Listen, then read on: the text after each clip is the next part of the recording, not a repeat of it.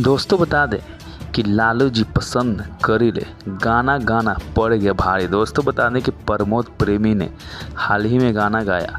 जी हाँ दोस्तों, हाल ही में गाना गाया कि लालू जी पसंद करेले और काफ़ी उस गाने में कुछ बोलते हुए नज़र आ रहे थे, जिसके कारण से दोस्तों काफ़ी विवाद हो गया है। जहाँ तक बता दें कि पसमान समाज में भी और यादव समाज में भी दोस्तों काफ़ी विवाद होते हुए दोस्तों जितना भी थे, इस गाना को बंद तुरंत करना पड़ा प्रमोद प्रेमी यादव को, और FIR भी दर्ज का मामला दोस्तों उठ रहा है। दोस्तों बता दें कि इस गाना को गाते ही काफ़ी कंट्रोवर्सी में गाना उनके ऊपर भी दोस्तों छपना चालू हो गया और रिलीज होना चालू हो गया दोस्तों।